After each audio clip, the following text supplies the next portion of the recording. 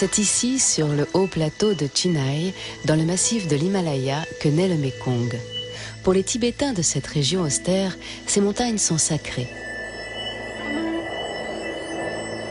Ils considèrent que depuis la nuit des temps, elles s'unissent aux cieux pour donner naissance à de nombreuses sources d'eau cristalline bénies des dieux. On dénombre plus de 400 cours d'eau qui vont se réunir d'abord en 2 grands bras, puis en une seule rivière à Kandu, ville située près de la montagne Jifu, à 5200 mètres d'altitude.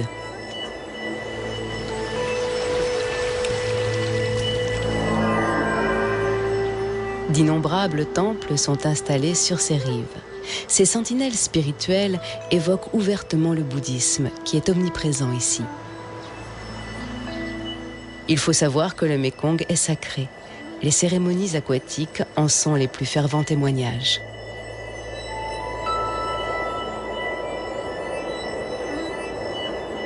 Tout au long de son parcours de près de 5000 km, c'est l'un des plus longs fleuves du monde, les dieux protègent ce fier capitaine des eaux.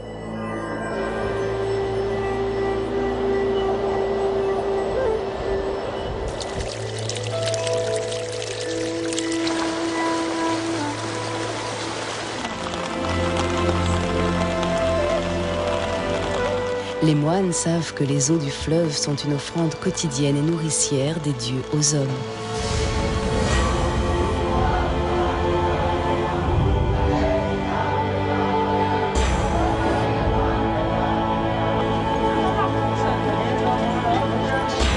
Mais le but reste le même, irriguer un bassin d'un peu plus de 2,5 millions de kilomètres carrés, le Grand Mékong, afin de faire vivre un territoire égal à la moitié de l'Europe.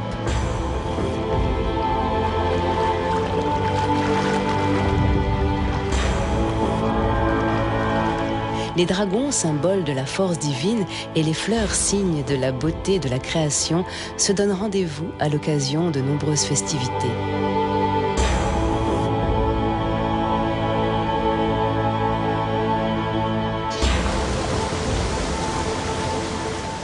Les 320 millions d'habitants du Grand Mékong forment ainsi un peuple naturel autour du fleuve.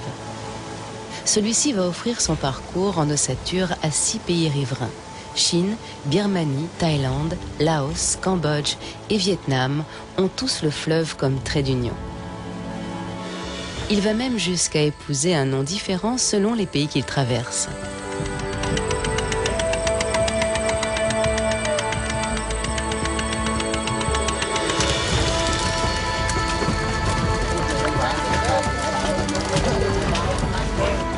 Le jeune Mékong s'appelle Lankang en Chine, avant d'adopter le nom adulte de Mékong en Birmanie, au Laos et au Cambodge. Au Vietnam, enfin, il va s'appeler Julong, la rivière aux 9 dragons qui évoque les 9 bras de son delta. Ce fleuve demeure le lien économique et social incontestable de ce que l'on peut appeler le peuple du Mékong.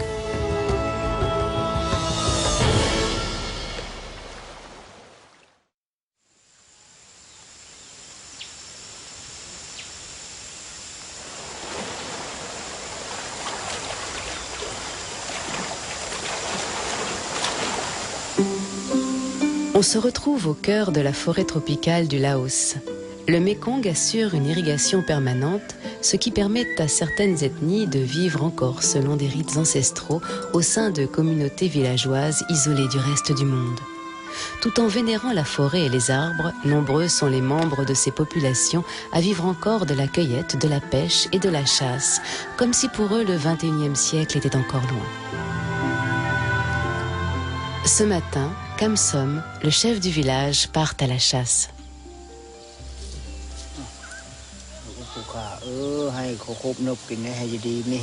Saint-Esprit,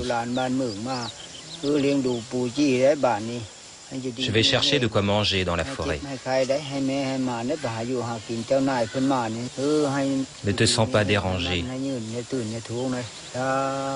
Bénis-moi, je t'en supplie, pour m'aider à trouver assez de nourriture et rentrer chez moi sain et sauf.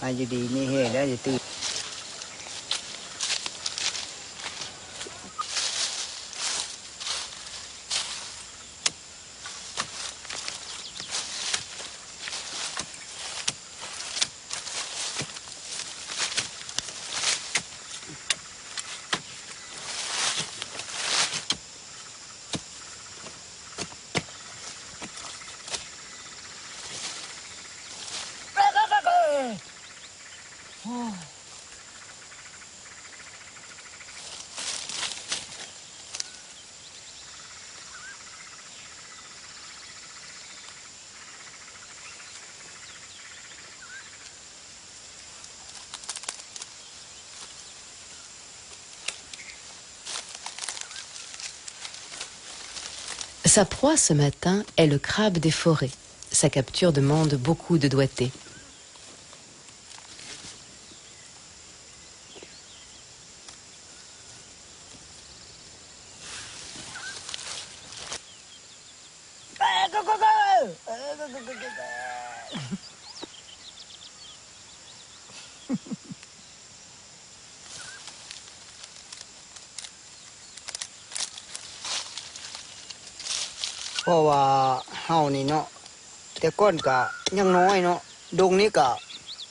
Elle est vraiment immense, cette forêt tropicale.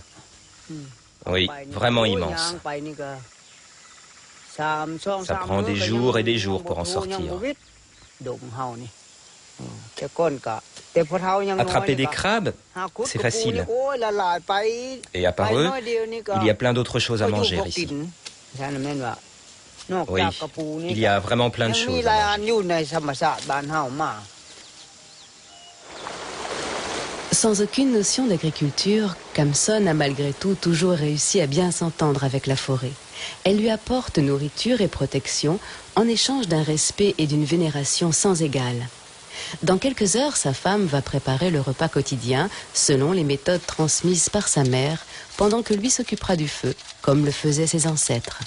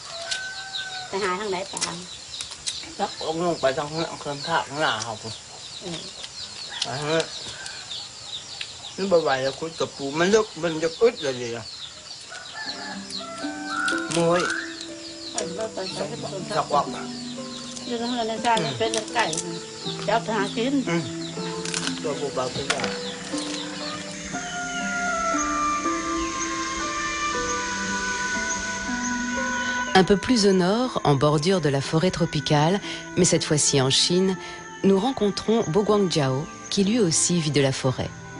Il a longtemps vécu avec sa famille en pleine forêt, mais le village entier a été déplacé pour qu'on y installe une réserve d'animaux sauvages, éléphants et tigres en particulier. Aujourd'hui, il a réussi sa reconversion et vit de la culture du caoutchouc.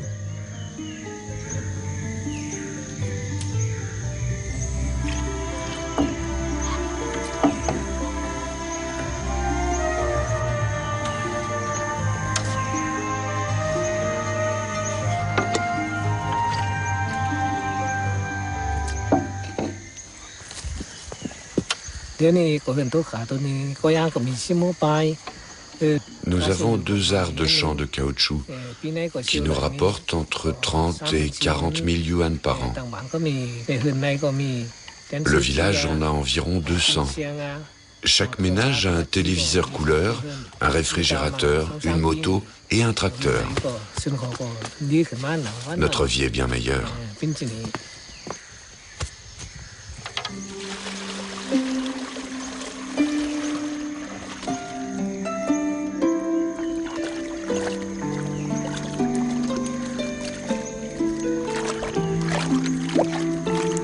Comme Bo Guangjiao et sa famille, de nombreux Chinois de la province du Yunnan ont été incités ces dernières années à quitter forêts et montagnes peu accessibles pour s'intégrer au tissu de la vie économique et sociale au cœur de nouvelles infrastructures.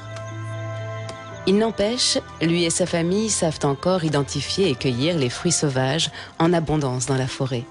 Comme ici le bambou, qui restera sans doute encore longtemps un aliment de prédilection de leur repas quotidien.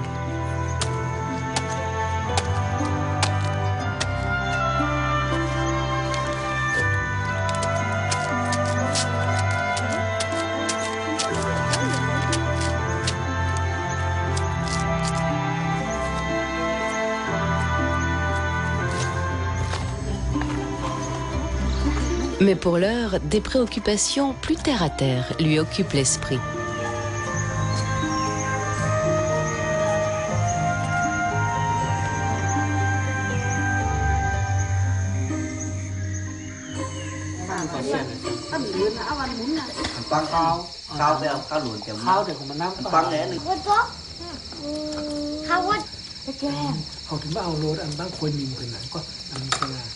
Cái chìa của Tích Khí này. Tích Khí mới để tôi. Nghe có món là ngon mà bác quý lắm từ phớp. từ phớp từ bóp. Người bó tròn nhỉ con. Người bó vô cháo sườn này, ăn chén nó lên cả. Nếu bạn có bạn Mày cho hỏi nhỉ? Nhớ chào thì câu đứng lại cho chào. không. Một cắm chứ. Sắp sức không. Không chứ có căm. Thì chú bạn yêu ấy. Đây hôm nay.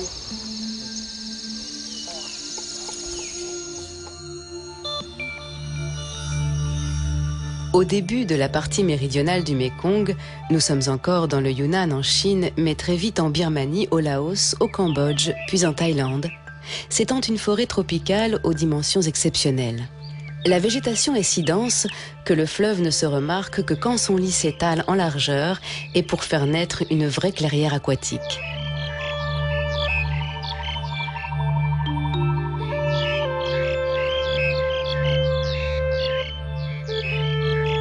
Profondément imprégnées et nourries grâce aux eaux sacrées venues du Tibet, les plantes qui poussent ici dans une sorte de paradis terrestre ont proliféré depuis des millénaires jusqu'à créer une biodiversité incomparable.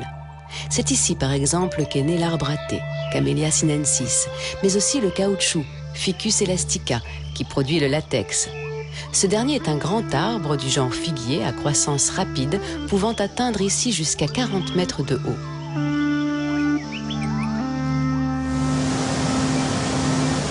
C'est d'abord l'eau du fleuve et celle de ses affluents qui fournissent en abondance aux plantes et aux animaux de la forêt l'humidité qui leur est indispensable. La brune tropicale, se glissant parmi les arbres, apporte elle aussi son lot de fraîcheur.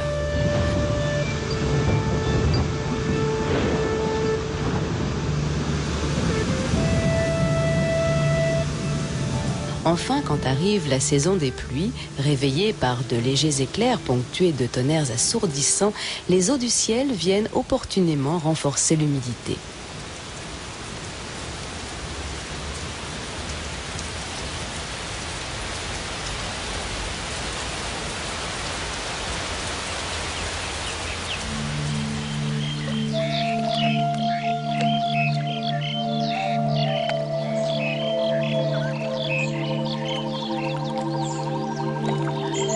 Après le déluge, il est temps pour les animaux en tout genre, comme pour les libellules, les parulines, les chenilles ou encore les escargots des bois, de reprendre possession de leur espace vital et de réaffirmer leur spécificité au sein d'une flore et d'une faune d'une exceptionnelle richesse.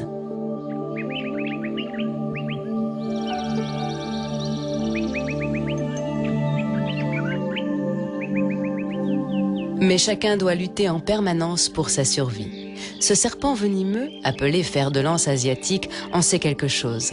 Parfois, il doit patienter longtemps avant qu'une proie possible croise son chemin.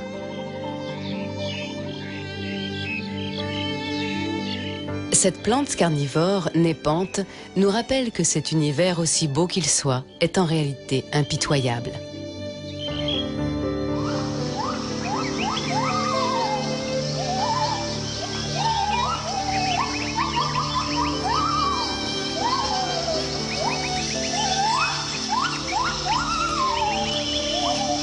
Les arbres sont ici le refuge de toutes sortes de singes, comme ces gibbons et ces macaques. Quant aux ours, ils sont bien plus à l'aise dans la sécurité relative des hauteurs.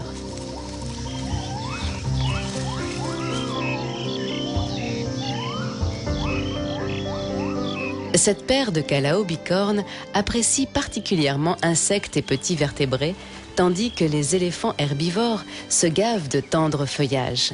L'éléphant d'Asie, plus petit que son cousin d'Afrique, vit au sein de troupeaux de 8 à 10 individus, menés par une femelle âgée qui règne en matriarche.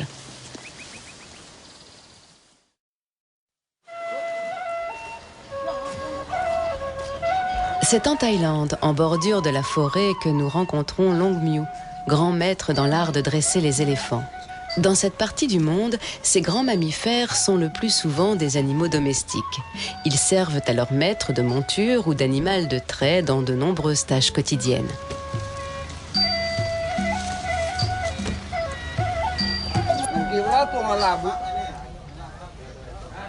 Voilà plus de 30 ans que le gouvernement a interdit le commerce de l'ivoire ainsi que la chasse et la capture de l'éléphant d'Asie dans le but de le protéger. Aujourd'hui, Long Miu, 78 ans, a accepté pour nous de remettre en scène une capture traditionnelle d'éléphants sauvages. C'est pour lui une joie de ressortir avec ses camarades d'anciens outils et de se préparer à cet événement qu'ils n'ont plus pratiqué depuis bien longtemps.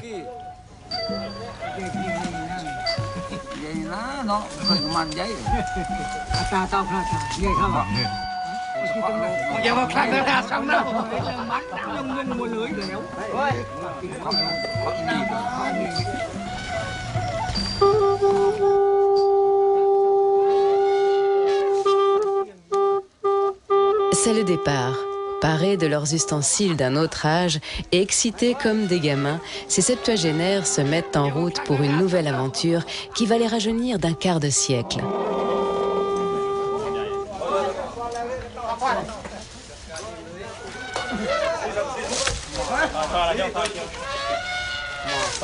Il leur faudra d'abord effectuer une longue marche pour arriver dans une zone isolée, susceptible d'abriter des troupeaux sauvages.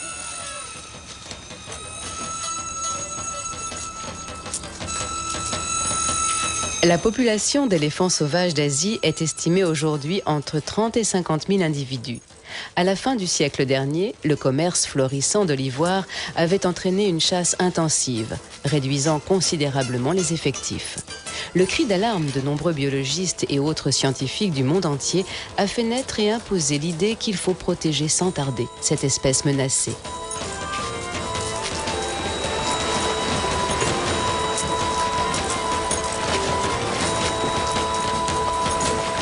En s'éloignant des zones d'habitation et en empruntant des chemins sauvages, notre joyeuse troupe de chasseurs augmente ses chances d'atteindre son but. Puis, ce sera l'attente.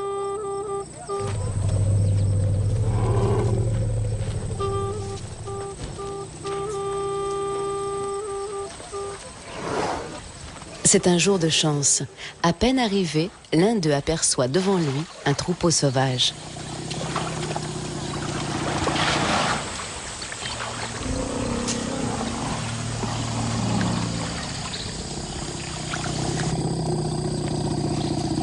Maintenant, il faut déterminer le sens du vent à l'aide d'une cigarette allumée.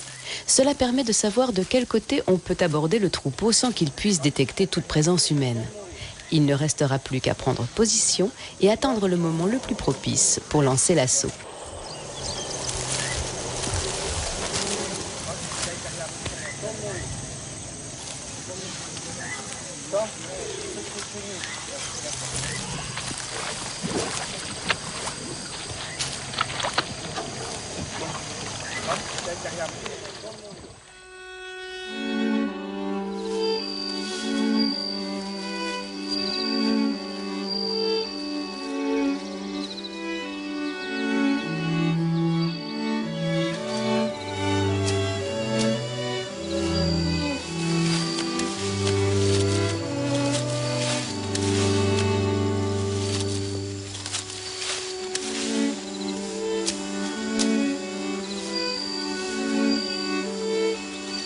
De retour au Laos, nous assistons avec Kamson et sa femme à une autre matinée de cueillette en forêt. Cette fois-ci, ce sont les jeunes pousses du bambou amer qui les intéressent.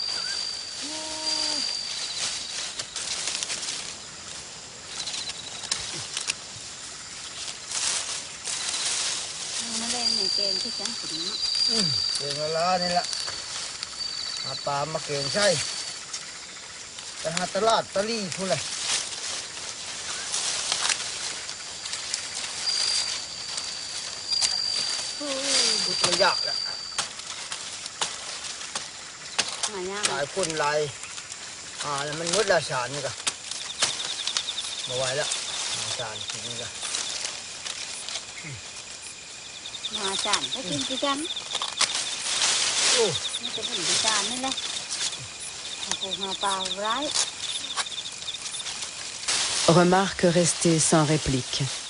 Car depuis un certain temps déjà, Kamson se fait du souci concernant l'approvisionnement du village. Mais pour l'heure, un autre projet le préoccupe. Je n'ai pas beaucoup d'argent. Si vous pouviez m'aider, c'est pas facile de construire une maison. Il faut qu'elle soit solide et belle à voir. Vous savez qui je suis. Je respecte les autres. Je ne fais pas n'importe quoi. De toute façon, une maison, ça se construit pas tout seul. Après, on boira du vin et on fera la fête. Je n'ai rien d'autre à vous offrir. Comprenez-moi, s'il vous plaît. Je commence à vieillir. J'aimerais bien avoir une maison décente.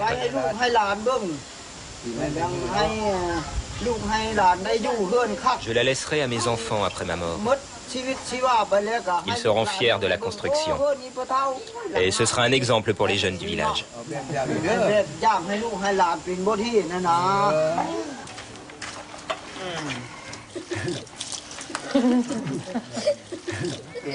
Afin de motiver les autres membres du village, il se met à préparer l'alcool de riz traditionnel avec l'aide de sa famille.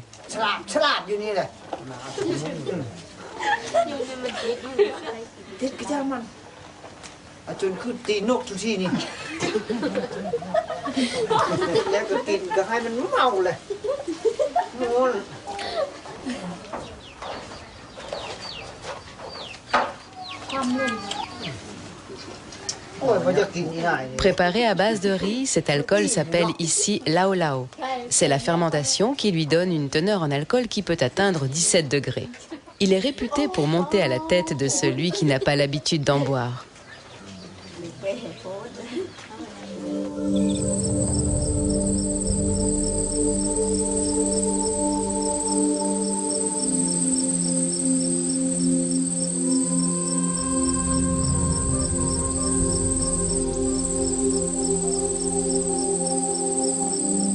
Alors que le Mékong continue d'arroser la forêt de son eau sacrée, une autre activité, spirituelle cette fois, se prépare.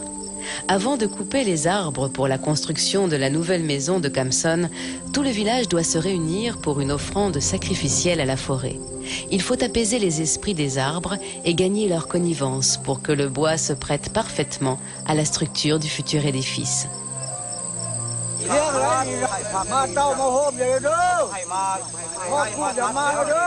Pour le chaman, c'est l'heure de prendre les choses en main et de pratiquer un rituel qui remonte aussi loin que l'ethnie elle-même.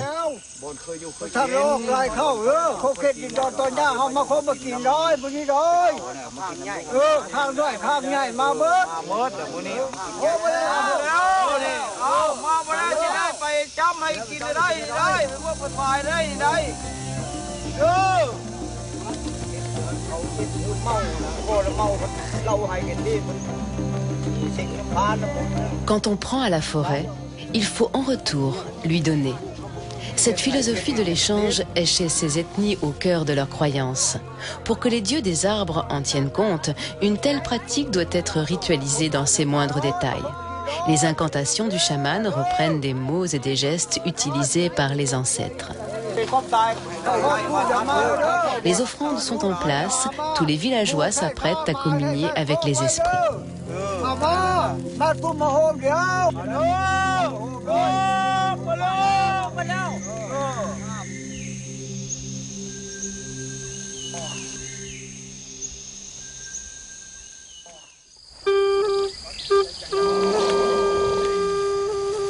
De retour en Thaïlande, les préparatifs de l'assaut vont bon train. Tout le monde se prépare. C'est bientôt l'heure de sortir du repère et de s'élancer à la poursuite du troupeau sauvage. On n'attend plus que le signal du maître.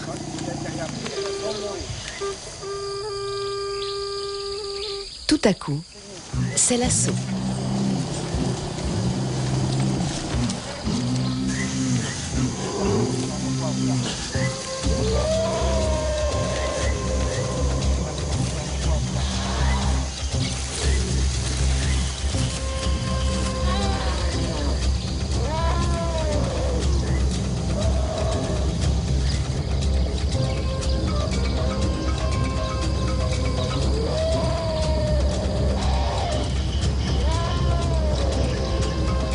Il s'agit de séparer les éléphantaux de leur mère.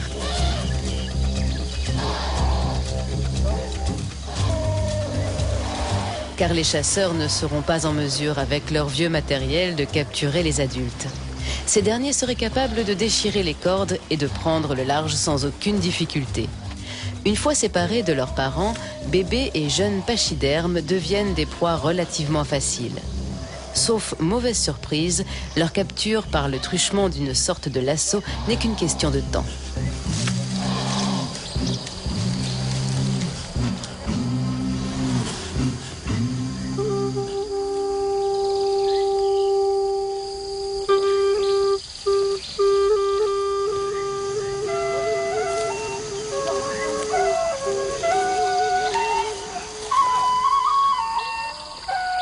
Au coucher du soleil, un dernier bain dans les eaux sacrées du Mékong va clore une journée comme Long Miu n'en a pas vécu depuis fort longtemps.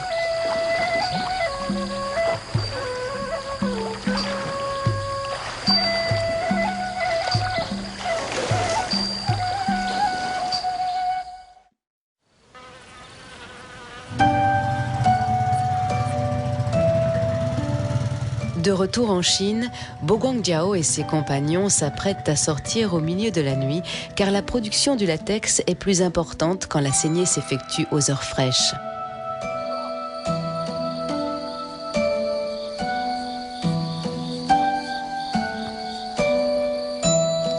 Il s'agit de préparer de nouveaux arbres pour la récolte de la sève ou de revigorer certaines saignées plus anciennes.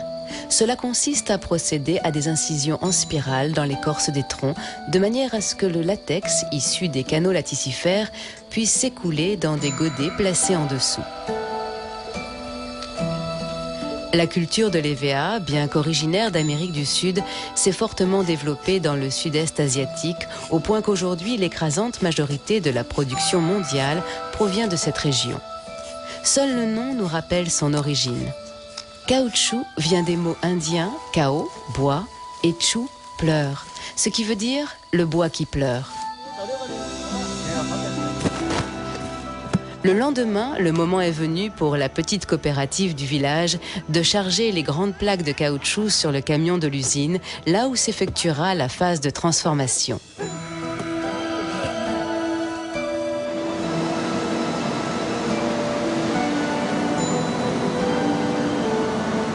Bo Guangjiao sera d'abord payé pour sa livraison de caoutchouc. Et après, il pourra enfin s'offrir la camionnette dont il a tant rêvé. Quant au caoutchouc, il sera d'abord nettoyé et lavé avant d'être transformé en petites bulles, puis conditionné à nouveau pour un meilleur façonnage. Il faut trouver à ce caoutchouc brut une forme et une consistance qui faciliteront son transport vers les grandes usines de traitement et de transformation en Occident, là où sont très appréciées ses propriétés d'élasticité et d'étanchéité.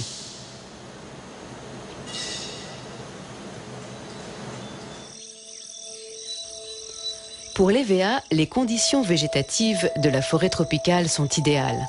Voilà pourquoi il est ici présent en abondance. Cependant, ces dernières années, l'intensification de l'EVA-culture dans le Grand Mékong est devenue un sujet de préoccupation. L'appauvrissement qui découle de la surabondance de l'arbre aura des conséquences dévastatrices inévitables. Certaines zones surexploitées en sont déjà annonciatrices. Il faut espérer que les planteurs locaux, encouragés par les autorités nationales, prendront rapidement les mesures nécessaires pour corriger le tir.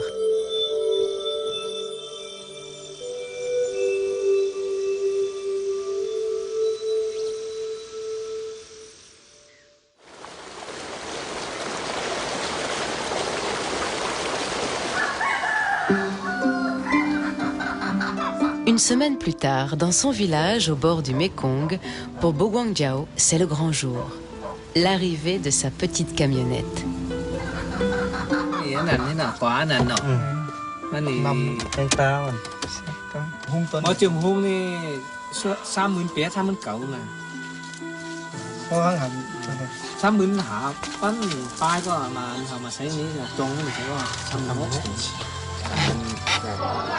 Pour une communauté qui a vécu longtemps isolée dans la forêt, une telle occasion, ça se fête.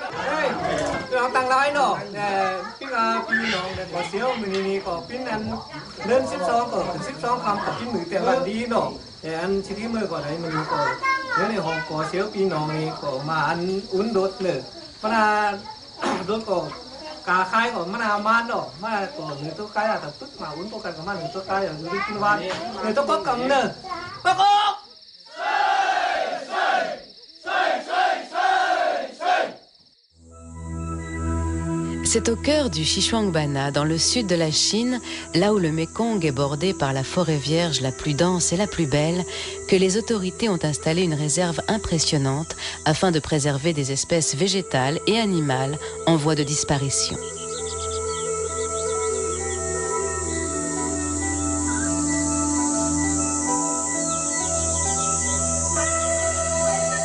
C'est ici que l'éléphant d'Asie a la meilleure chance de rester à l'état sauvage, de se reproduire naturellement sans la crainte des braconniers et de mener sa vie en harmonie avec la nature qui l'entoure.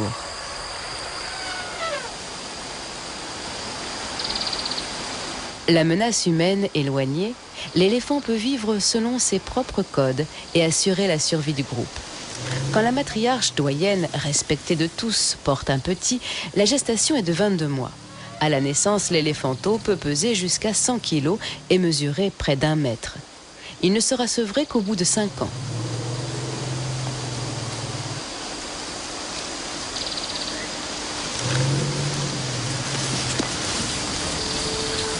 Il faut rappeler que les premiers instants après la naissance sont pour l'éléphanteau les plus dangereux de sa vie.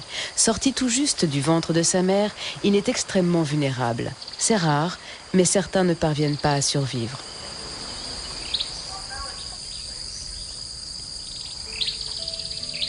C'est malheureusement le cas de ce petit.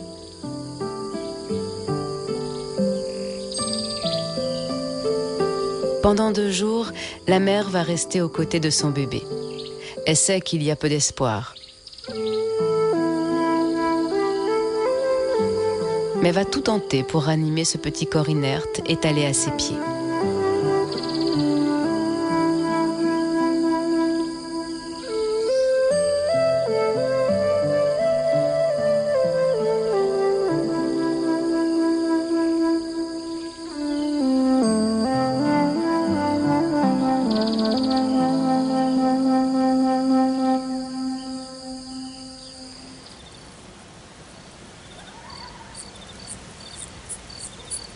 Même la nuit, alors que les gardiens de la réserve veillent, la mère reste présente pour protéger sa malheureuse progéniture.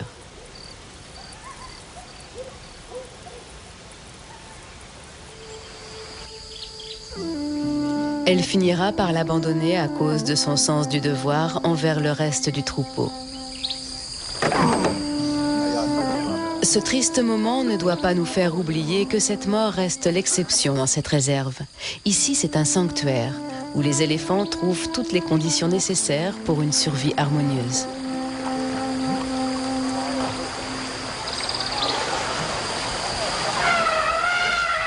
Il arrive que des jeunes s'écartent du troupeau et aient du mal à le retrouver.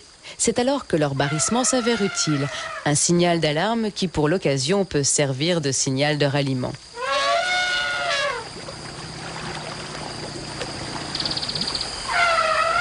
En temps ordinaire, les jeunes mâles ne quittent leur troupeau qu'à l'âge de 14 ans pour rejoindre un troupeau de célibataires. Ils ne retrouveront les femelles que pour l'accouplement lors de la formation d'un nouveau troupeau.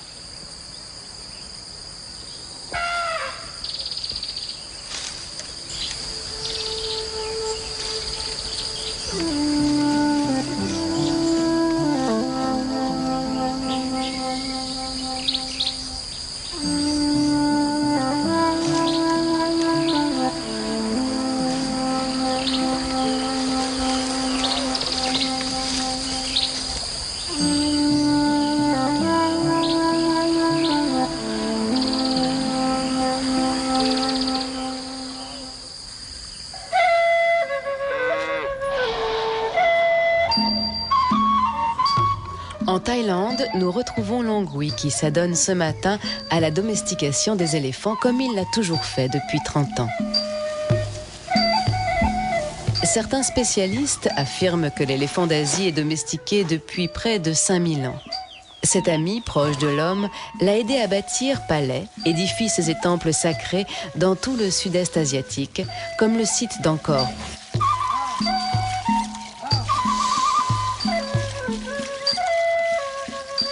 La durée de vie moyenne d'un éléphant d'Asie se situe entre 50 et 70 ans. Son poids varie entre 3 et 5 tonnes.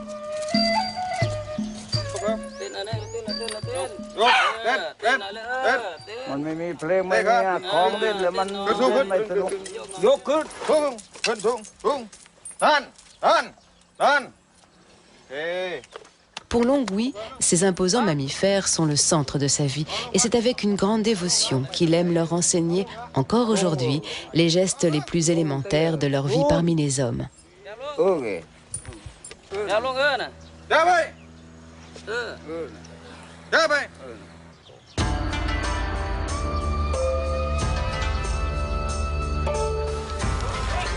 C'est dans les eaux du Mékong que les éléphants sont encore le plus à l'aise. En effet, il leur faut boire 200 litres d'eau par jour. C'est pourquoi on les retrouve toujours près d'un point d'eau, et ce au moins une fois par jour. Mais surtout, étant des animaux très sociables, ils apprécient particulièrement les jeux aquatiques avec d'autres individus, hommes compris.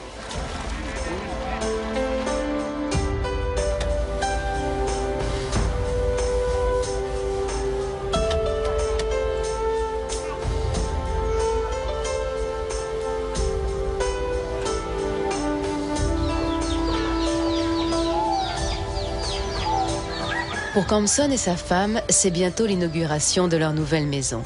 Un dernier bain et des vêtements fraîchement lavés s'imposent.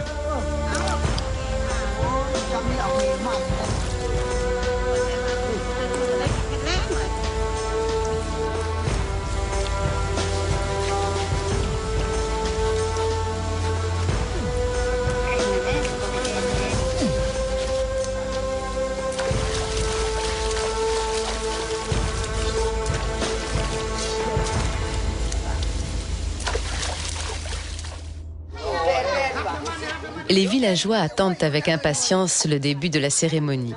La communauté se retrouve pour fêter la nouvelle maison de leur chef au son de musiques anciennes et au rythme de danses païennes.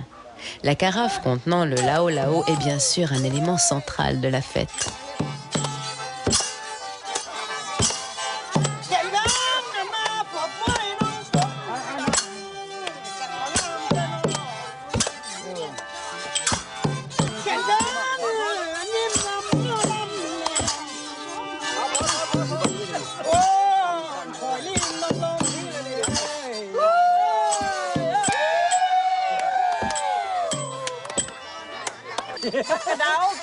Cet alcool de riz, bien de chez eux, va délier les langues.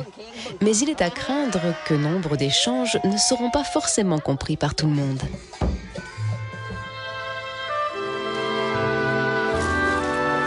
En plein cœur de la fête, Kamson s'éloigne. Depuis un certain temps, il est préoccupé. Il ne peut s'empêcher de s'interroger sur la pérennité de leur mode de vie.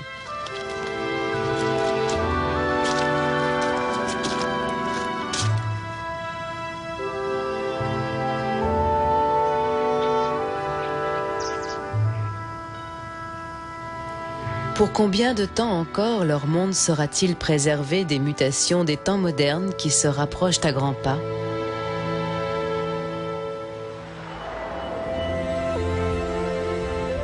Après les habitants de la forêt tropicale, le voyageur curieux peut découvrir ceux qui vivent depuis des millénaires de la pêche et de l'agriculture, qu'elle soit artisanale ou industrielle. Dans cette partie du sud-est asiatique, thé, riz, fruits et légumes se nourrissent en toute saison des eaux abondantes du fleuve. Mais la modernité s'est déjà installée avec force.